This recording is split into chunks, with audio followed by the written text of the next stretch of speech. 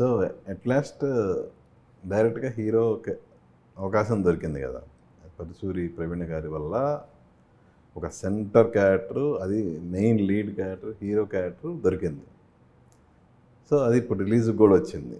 అంతే, dream come true అయ్యే కదా, అంతే కదా. అవునండి. నిన్ను నువ్వు స్క్రీన్ మీద చూసుకొని నీ డ్రీమ్ నెరవేరబోతుంది, అది కూడా ఆడియన్స్ ముందుకు రాబోతుంది ఆ టైంలో. సో మీ ఇంట్లో వాళ్ళ రియాక్షన్ ఏంటి అసలు? ఎవరు నమ్మలేకపోతున్నారు ఇనవే. అందరూ షాక్లోనే ఉన్నాం ఇనవే. ఎందుకంటే నేను ఎవరిని ప్రిపేర్ చేయలేదు నా జర్నీ ఇలా ఉండబోతుంది, నేను సినిమాల్లోకి రాబోతున్నాను అని.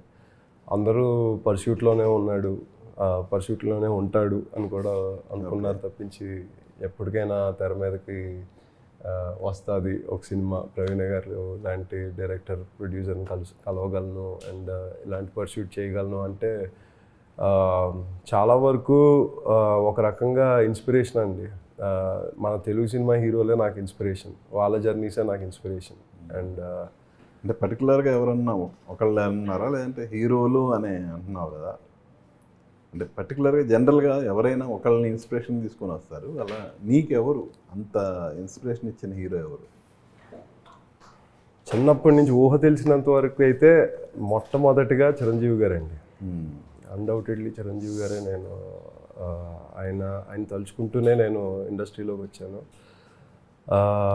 ఆయన ఎప్పుడు ఒకసారి ఎవడు సినిమా ప్రీ రిలీజ్ ఈవెంట్లో ద సీక్రెట్ అన్న పుస్తకం మీద ఆయన జనాలకు పరిచయం చేసి మన మీద మనం ఒక నమ్మకం పెట్టుకొని దాన్ని పర్స్యూ చేస్తే ఎప్పటికి అది ఎలాగైనా అవుతుంది అన్న మాట ఆయన ఒకటి అన్నారు.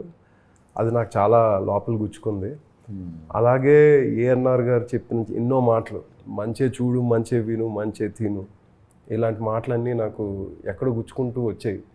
సో అవన్నీ సినిమా ప్రయాణంలోనే కాకుండా నా జీవితంలో కూడా నేను ఇంటిగ్రేట్ చేసుకోవడం, ఆ జర్నీలో నేను స్పిరిచువల్గా చాలా కంటెంట్ అవ్వడం జరిగింది.